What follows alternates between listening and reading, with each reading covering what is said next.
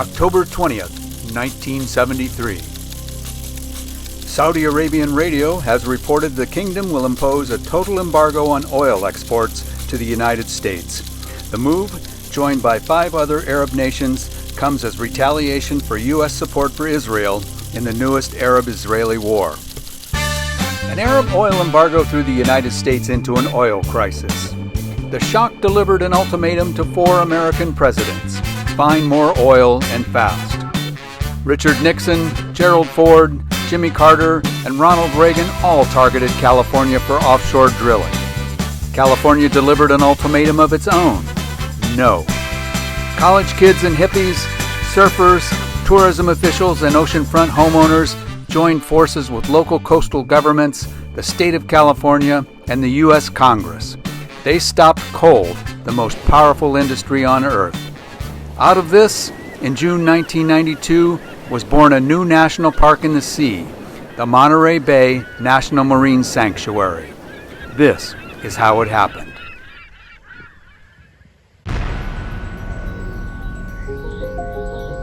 In the beginning came the Big Bang of environmental history, the Santa Barbara oil spill.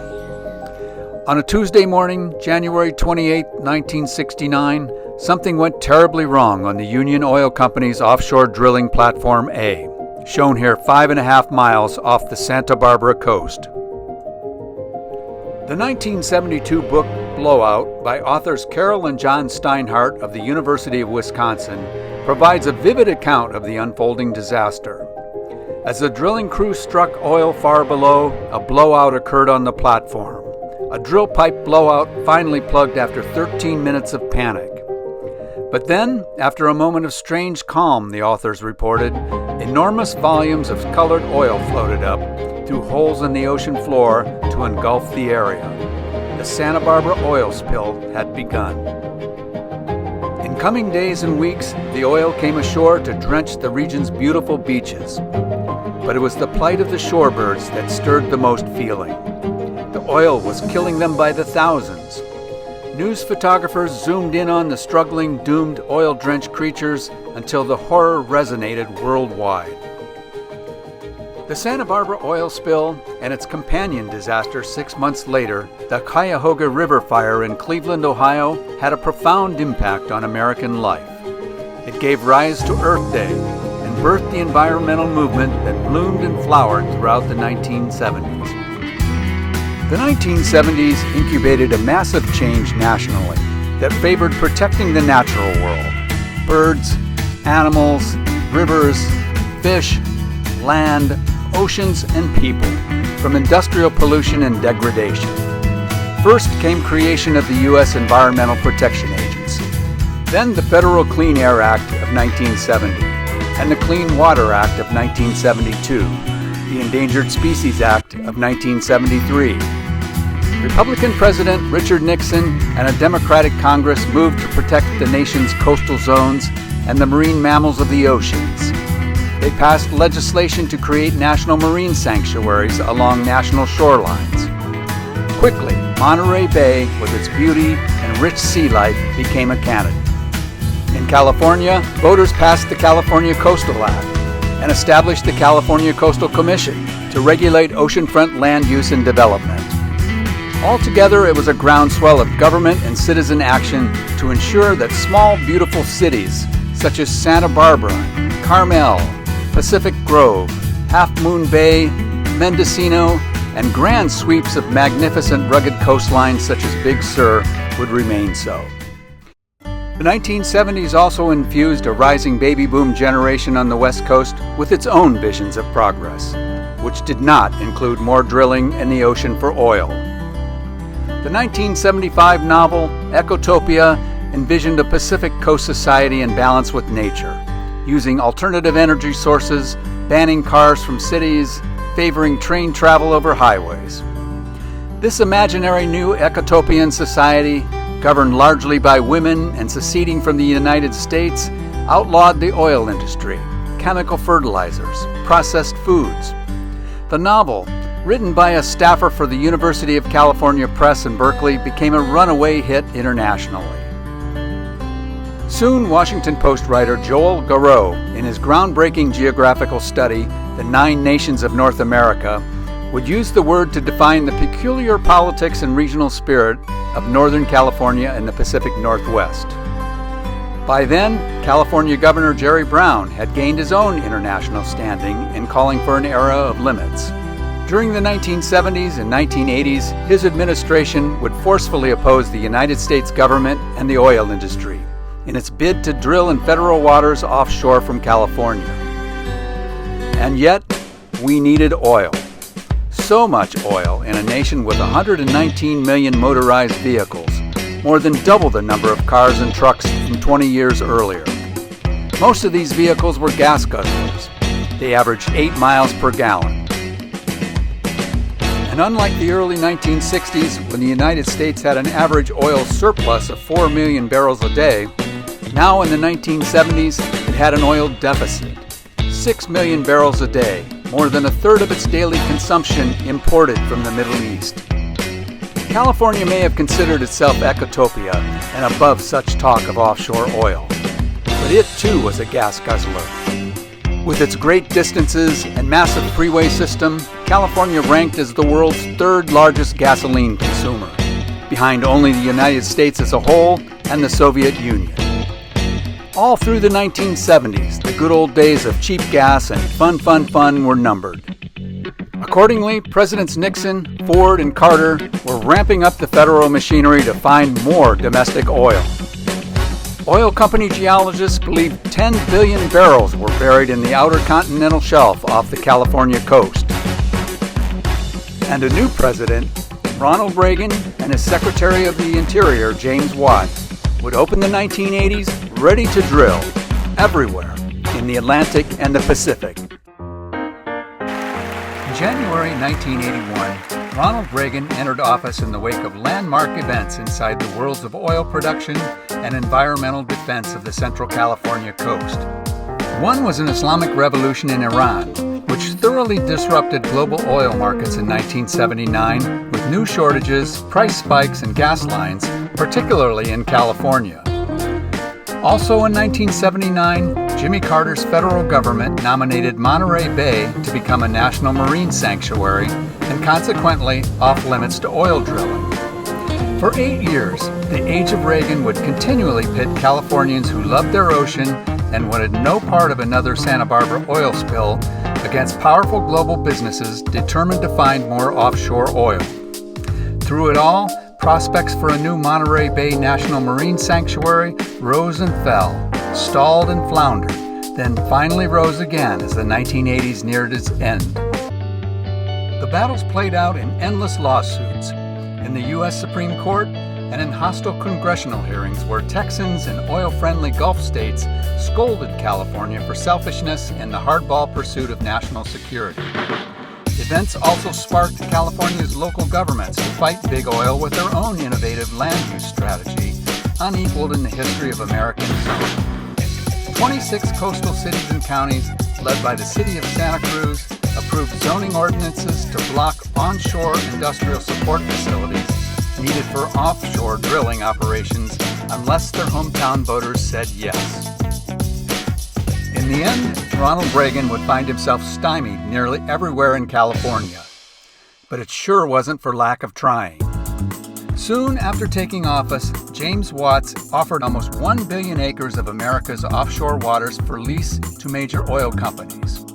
The acreage was 20 times what the Carter administration had proposed earlier.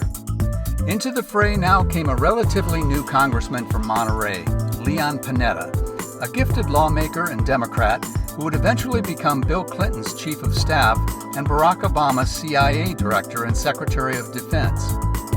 Panetta pioneered a unique strategy of freezing Department of Interior funds necessary to facilitate offshore drilling in California. In short, a moratorium that from 1982 through 1985 successfully stopped the leasing process in California's offshore waters. By then, James Watt himself was gone. While President Reagan praised Watt in his diaries as a fine man and the victim of an environmental lynching, Watt had, for all of his bluster, accomplished very little on the West Coast and earned substantial criticism for overreaching. When Panetta's moratorium strategy finally failed by one vote in the 1985 Congress, California's cities and counties entered the fray, with a savvy zoning scheme that created a 1,000-mile-long blue wall of local opposition to offshore drilling. In spring 1985, months after the grand opening of a new Monterey aquarium that would educate millions of visitors about the rich sea life off the Central Coast, Santa Cruz Mayor Marty Wormhout and City Council member John Laird announced a ballot measure to ban local industrial support facilities for offshore drilling unless voters within the city agreed to it. And when November came, Measure A, crafted by Santa Cruz Land Use Attorney Gary Patton, passed, with 82% voter support. In a liberal city teeming with students, surfers, and progressives, placing new oil facilities would now be almost impossible. With evangelical fervor, the city of Santa Cruz sent a young activist in a Ford Pinto, Dan Hafley of the nonprofit Save Our Shores, to spread the idea up and down the coast. And the bet paid off. A year later, in November 1986, more measures handily passed in Monterey, Morro Bay, San Diego, Oceanside, and San Francisco, and countywide in Monterey, San Luis Obispo, San Mateo, and Sonoma counties. When still more cities and counties approved the zoning bans in 1987, Redondo Beach, Point Arena, Half Moon Bay, Capitola, and Pacific Grove, an alarmed oil industry filed a lawsuit against them all. The industry alleged that cities and counties had no business interfering with the national interest of interstate commerce and global trade, no business meddling with the U.S. economy so clearly dependent on oil production. The lawsuit eventually failed for lack of proof that the ordinances had in any concrete way actually harmed the oil industry. Meanwhile, still more cities and counties signed on. Zoning ordinances passed in San Clemente and Carlsbad, Laguna Beach, Watsonville, Mendocino County, Fort Bragg, and tiny Trinidad and Humboldt County. In that same month of November 1988, when a new president, former Texas oil man George H.W. Bush, won 50% of the popular vote in California, Congress at last approved a bill by Leon Panetta to create a Monterey Bay National Marine Sanctuary, pending federal agency review. Almost immediately, NOAA held public meetings in Monterey to consider how big this proposed oil-free sanctuary might be. The importance of these early hearings became apparent 2 months later, when the oil tanker Exxon Valdez ran aground in Alaska's Prince William Sound and spilled 11 million gallons of oil into one of Earth's most spectacular wildlife areas. Even George H.W. Bush had seen enough. In June 1990, the president declared a moratorium on new offshore drilling off California, Florida, and New England until the year 2000. In addition, Bush also declared that the Monterey Bay National Marine Sanctuary would be approved and off limits to oil and gas leasing. Decades later, it is worth recognizing the role of Republicans in Monterey Bay's long campaign to become a marine sanctuary. George H.W. Bush, who made his earliest fortune from offshore oil drilling in Texas, but also loved to sail off the coast of Kennebunkport, Maine, designated new marine sanctuaries in Texas, Massachusetts, Hawaii, California, and Florida. In all, the Republican president tripled the size of the National Marine Sanctuary System. Republican Senator Pete Wilson of California and Republican House member Don Clausen, who represented California's North Coast, each supported Leon Panetta's budget moratoriums. Pete Wilson also championed the maximum proposed boundary that made Monterey Bay the largest marine sanctuary in the United States. It would take 2 more years to finalize this newest national park in the sea. But on June 18, 1992, struggling in his re-election campaign against Bill Clinton, Bush delivered an oil-free coast off Monterey Bay in Central California. Altogether, this new National Marine Sanctuary stretched 276 miles from the quiet shores of Marin County in the north to tranquil Cambria in San Luis Obispo County in the south. It ranged across 3.8 million acres, 6,000 square miles of ocean out to 30 miles offshore. It was magnificent. 5 months later, in November 1992, a majority of Californians then voted against President Bush. Bill Clinton carried the state with 46% of the vote compared to 32% for Bush. With the exception of Orange County, the president suffered defeats in every coastal county for which he had done so much.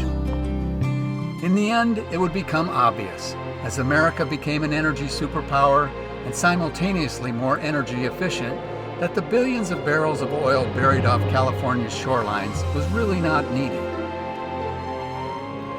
Today, the last remaining oil rigs in the Santa Barbara Channel, south of the Monterey Bay National Marine Sanctuary, are scheduled to be removed within a decade. And in 2024, the National Oceanic and Atmospheric Administration designated a new 4,500 square mile Chumash Heritage National Marine Sanctuary along 116 miles of California's central coast off San Luis Obispo and Santa Barbara counties. Inside it, and now off limits to oil exploration, is the Santa Maria Basin, once coveted by major oil companies and leased to them in 1981 by Interior Secretary James Watt. All along California's tranquil central coast, decades after these largely forgotten events, the sea otters, whales, and every variety of sea creatures are thriving under federal protection. More than a half century after the 1969 Santa Barbara oil spill sparked a powerful new environmental movement, human beings can stand today at the shore at sunset or all day long in Half Moon Bay, Pacific Grove, Carmel, and Cambria, and see to the horizon what is not there. There are no oil platforms, no oil production to contribute to global warming and climate disruption, no industrial landscape to mar the offshore beauty. There is only the boundless ocean above and the abundant and wondrous sea life below. It is testament to the people and to the politics that envision all of us now and all of those yet to come and linger on the quiet, unhurried shore, and made it so. As the transition continues to an oil-free future, what happened here off the central coast of California will be long remembered as an important part of how it happened.